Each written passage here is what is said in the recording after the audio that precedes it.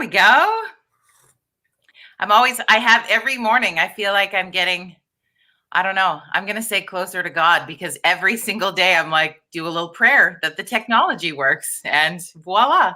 Well, have you always been good at the tech side of the business? I know, some on-air people, radio and TV, weren't, and some were. Where did you stand? And are you good at I this? feel like I was relatively good at it because I spent a good chunk of my time, probably 50% of my career was in smaller markets. So you have to know how to use the technology because you don't have a Yeah. producer or your IT guy is also servicing 10 other stations. So you learn how to reboot things and do different things and Yeah, figure it I out. know I know some on-air people.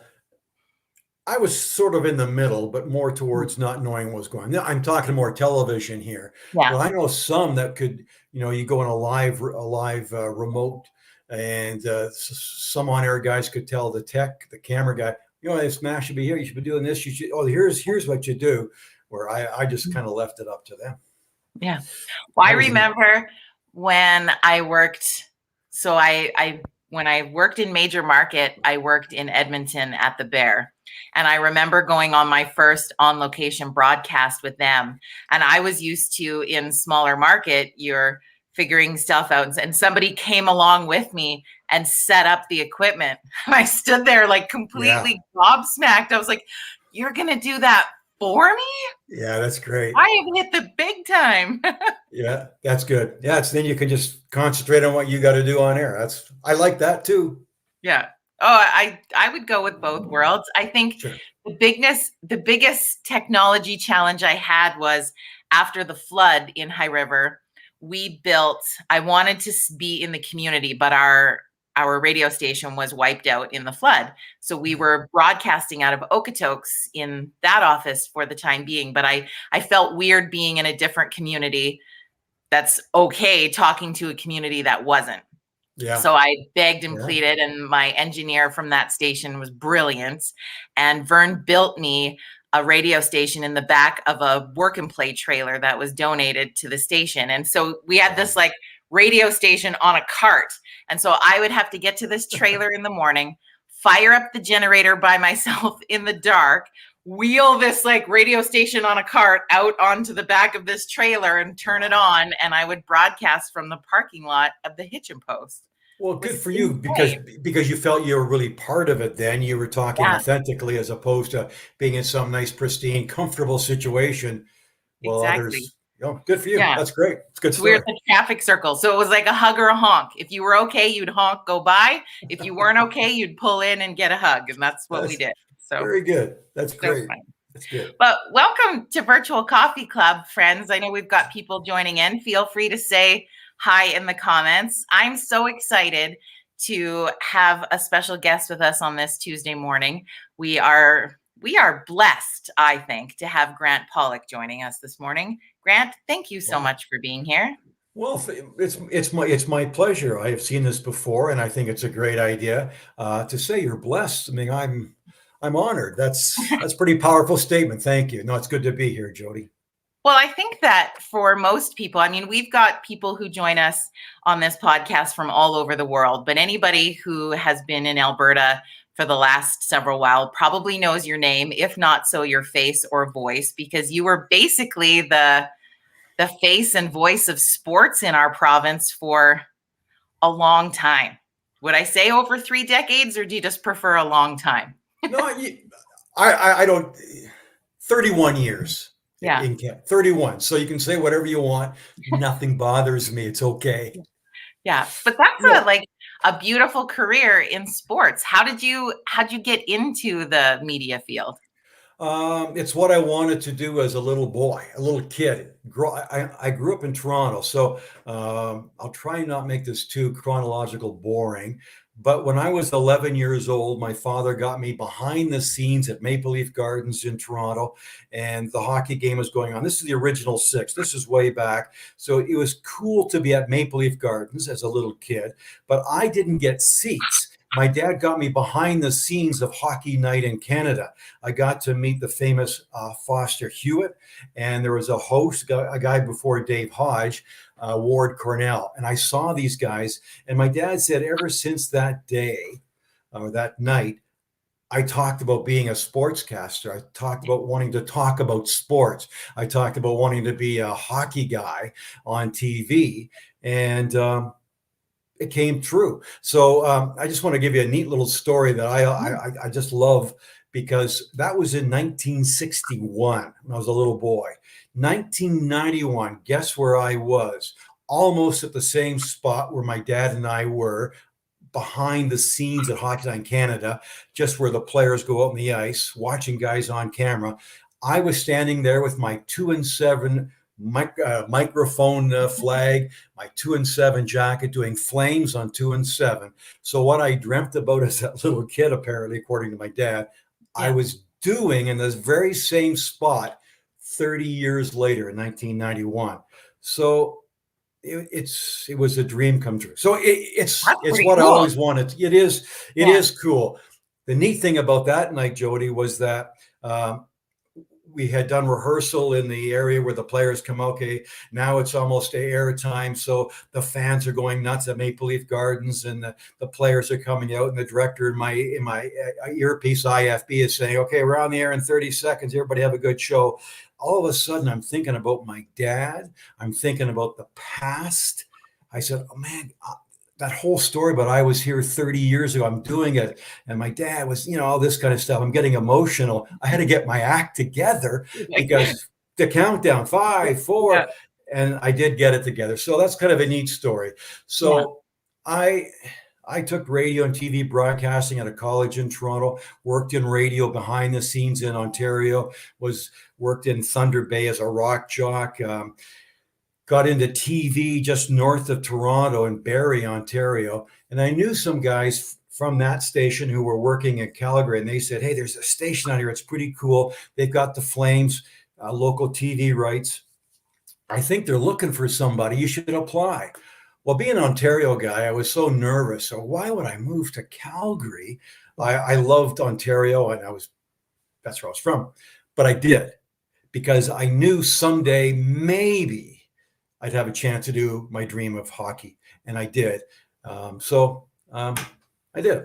The funny thing was, I didn't get the job right away because Jim Van Horn, the guy who hired me, he was a host of the Flames on 2-7. TSN started 8 months later after I started, so he left. I auditioned for the hockey job. I'm going to get it. But some guy came out of Red Deer, some little kid, Ron McLean. He beat me out of the job, that little punk. Now, Ron and I are friends, and he was very good. And so he got the job, not me. But the third try, Ron went to Toronto to replace Dave Hodge. I got the Flames job. So that's just one of the many great things I did in my career. I was happy to do, working at 2-7, Calgary 7, now Global TV. Yeah. Well, and you've been retired for what, about 7 years? Yep. And how's that? It's excellent.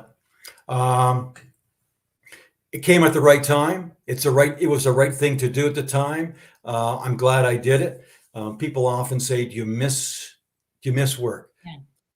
I don't. I think I left it all on the table, to use a sports cliche, out on the field, out on the ice. I did the job, the little background I just told you there. I fulfilled my dream. I had a great time. The era of strong local sports on local radio and local TV was diminishing in my latter years, so much so that focus groups people weren't watching anymore for sports. So my job in the last few years was diminishing, and it wasn't as rewarding. So it was time to go. The industry was changing. You know all about the changing industry of conventional radio and TV for sure. And so it was the right time to go. So it wasn't like I was sad to go. It was great to go. And retirement isn't perfect, but neither is working full-time perfect, right? You've got good days working. You've got bad days. This is the best job ever days. This is the worst. I hate this. So retirement is the same. I have great days. I have so-so days. but it's the right thing to do at this stage in my life. I'm enjoying it. I really am. Well, do you feel like ever you look through even the last couple of years, can you imagine being what it was like to be the sportscaster during the pandemic when there was no sports? Yeah, and I still have a lot of Talking about friends and nothing. Yeah. yeah, friends and colleagues who are still working, and they've told me how they do it, and it just sounds so unrewarding and no fun. And they say it's terrible, but they want the job, they want to do it, they got to keep going. No, no, because when I was doing it, in the personal contact with athletes, with officials, just with anybody. I don't mean just professional too, but at the local level as well. That personal contact, to go to the high school gyms, to go to the high school fields, the Saddle Dome, McMahon, or anywhere. That personal contact, the people you meet, the stories you could develop by the one-on-one interviews, you can't do anymore. It was all Zoom interviews. And so yeah, it would be tough. It wouldn't have suited my personality, especially having what had done in the past and what I was used to doing. Jody, it would be really tough for me. Yeah. Well, I know I will share a story in how we got to meet for the first time. So I saw you and knew who you were for a long time, being in the industry with you. But one year at the Calgary Stampede, you were doing some coverage along with a well-known character to the coffee club, Mr. Mike LaBelle. And you guys were hosting the Rodeo and Chuck Wagon show, and I got to come behind the scenes and meet you. And I think I held a light for you. I became like the assistant, whatever it's called, the assistant producer of the day, and got to see you do your thing in action. And friend, you have a gift. You really do. It was one of the coolest days to be able to watch you in action. Is that right? Yeah, it really was a highlight for me. Is that right? Well, that's nice to hear. I enjoyed doing that show. It was a little difficult because I rather do live because you can read and react to situation. But that was a live to tape show where you had to sort of pretend you had seen something, and they edit it all together, and it looks like it's seamless. So you had to sort of act a bit more. You had to sort of make it up. And I kind of like that sometimes. You pretend this is what happens, and you can create some fun. And I don't know if Mike LaBelle was used to that kind of craziness sometimes. I don't know if he was. A lot of sportscasters aren't. But I got him laughing a few times, and we had some chuckles. We had to stop tape a few times because we were cracking up a little bit. But I think that's good if you have time, that you can get this relaxing, nonchalant. So I enjoyed that too. There's one thing about, I said how I enjoyed my career. I mentioned the Flames and doing hockey games, but things like the Stampede, my broadcasting career in sports in this area, in southern Alberta especially, was varied.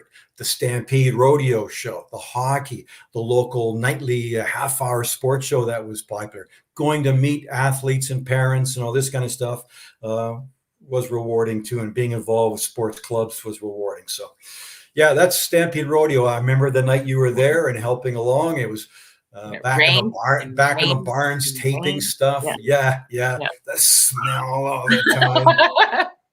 Well, what I think was really unique is that what I loved watching, being somebody in the industry, when you get to watch somebody who is extremely crafted at their gift, is that I loved how you would have those moments where, like, if people don't know you, Grant, you're a funny guy. You have a great sense of humor. And I think it comes across, but you couldn't always have that full personality when you're talking about different sports stories. But it was just really neat to meet the guy behind the microphone a little bit, because you were way funnier than I expected. Is that right?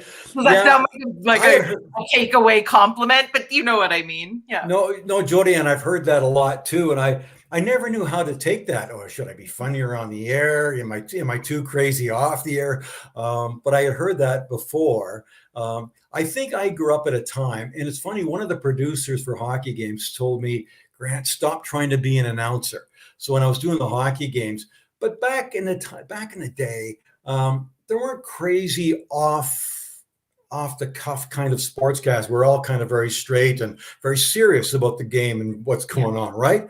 And I think I was shedding that a little bit as my career went on, and maybe if I could have stayed on longer, I might have even been more of that humor might have come out. But Sports at 11, that successful half-hour sports show that ran from 1988 to 1997, that was where my personality was able to flow, because I had guys with me who were similar, and that was fun. So I enjoyed being not funny on the air, but doing something different that maybe my personality came out. Does that make sense to Yeah. you? I didn't. Oh, I think so. I wasn't cracking jokes and all that, but I loved to do things a little differently.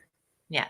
No, I think that was good. And I've had the opportunity over the years to interview a number of different people. And I think that sports broadcasters maybe don't get as much credit as they need, because interviewing athletes is probably the most difficult interview to do, because they just don't answer questions the same way you do with other, like most of them are quite humble and they're quite reserved, and the way you're able to pull answers out of people, Grant, doing what you've done over the years it's pretty phenomenal. Well, thank you. I think it's harder now. Athletes are more guarded. Professional teams want to protect their image, and they want to own the words. They want to own the broadcast. So everybody's guarded, and athletes don't say much. And I think a lot of interviewers allow athletes to get away with a crappy answer. They don't push them harder. But as I said at the outset, that one of the rewarding things about my job was the relationships that I had with professional athletes. Some of the players that I interviewed in the late 80s and 90s on the Flames and the Stampeders, I know now. I could have a beer with them, I could have a coffee with them, and I know them. And so we had good one-on-one dialogue back then. And I think that's missing. Reporters don't get that relationship anymore. So I think that helped me too. Okay, so we heard about sort of your full circle moment. Yeah. What about, is there something over your career that was like the weirdest or wildest thing you ever had to do? The weirdest or wildest. There's been so many different things, as I said. There's been so much variety. It wasn't just one job. It wasn't like a sports anchor sitting at a desk. I can't say weird too much, but rewarding, yes. Rewarding being in the Stanley Cup dressing rooms of the Flames in 86, 89, and 2004, win and lose. That was rewarding. Being on Grey Cup teams, being in the University of Calgary Dinos football teams, celebratory dressing rooms at the Vanier Cups. Those were emotional times. I really enjoyed that.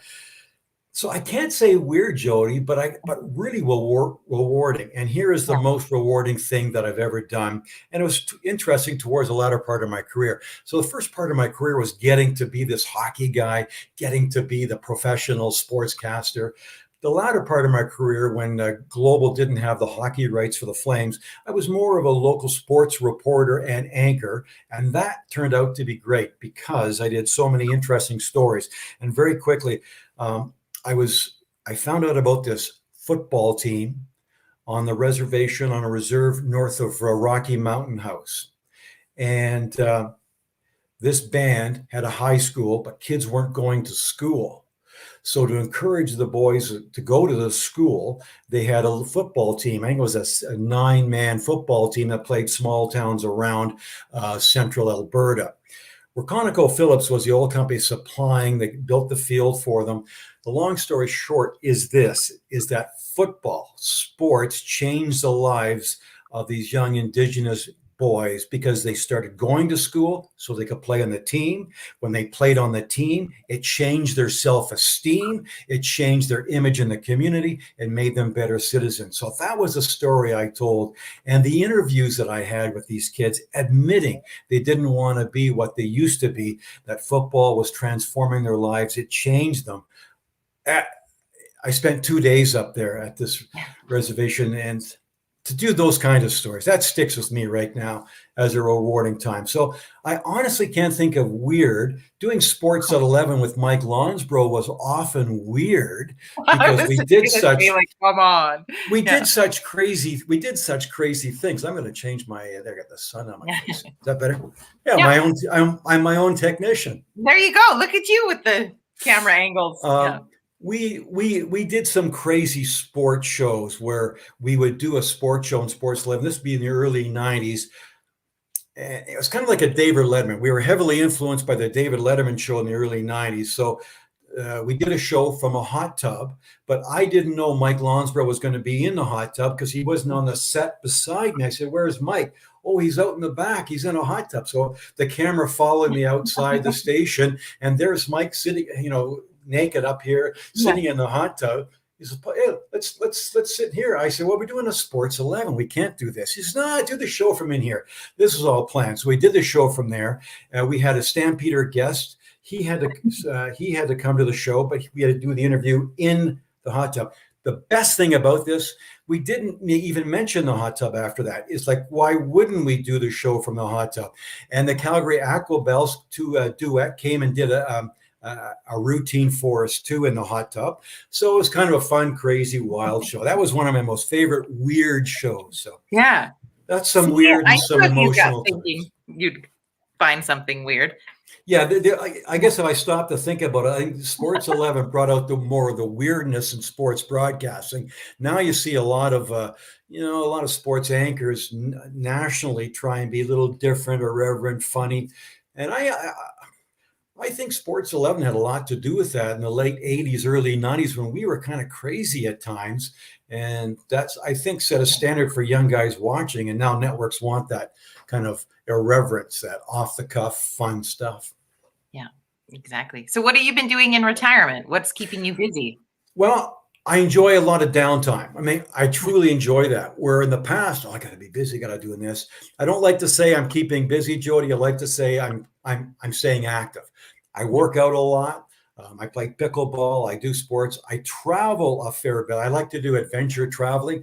COVID has changed that a little bit, but I've trekked across Spain on a pilgrimage called the Camino de Santiago. I've done that. A lot of cycling trips. I'm off on a cycling trip this weekend in the eastern townships of Quebec. And I've just done a few things like that. I do a lot of hiking, but I love puttering around the house too.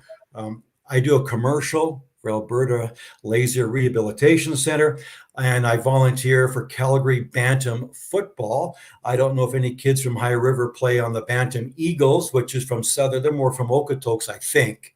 But I think we've got High River kids in there. Yep. There might be because they draw from that area.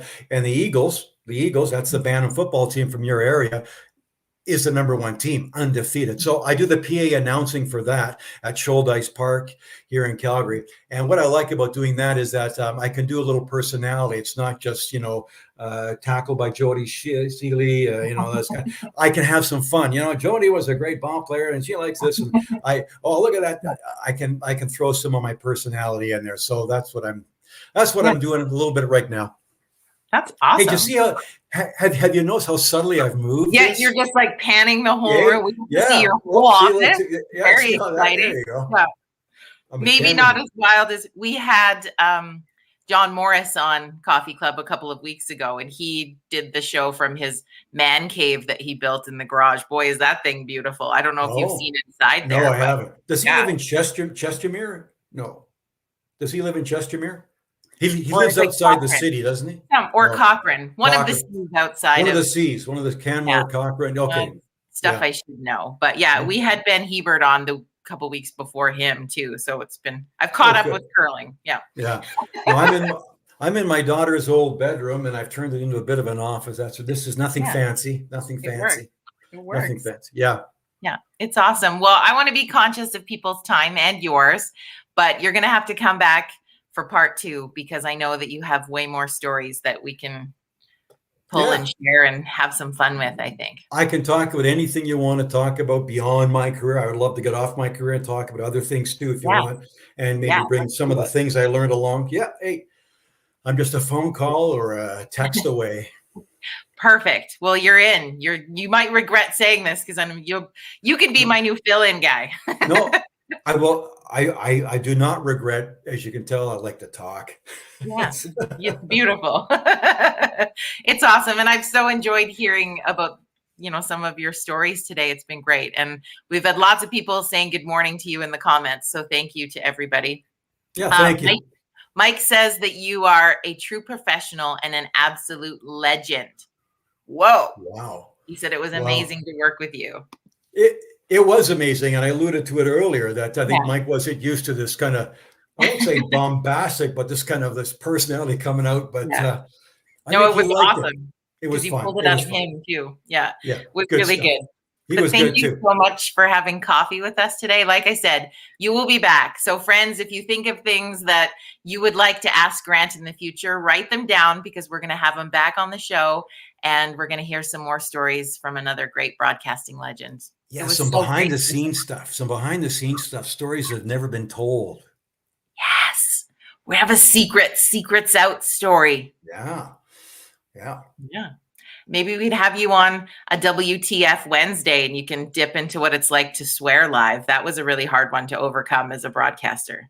I would still have trouble doing that now. I've gotten better over the last year, but the first show where I was like, okay, I'm going to swear. I'm going to see what it's like. It was very hard. It was very hard. I don't think I could do it publicly like this. Yeah. Being the righteous guy that I am. Yeah. You're so righteous. I love that. Awesome. Yeah. Well, thank you so much. Cheers, everybody. Have a great day. Thank you for tuning in, and we will talk to you again soon.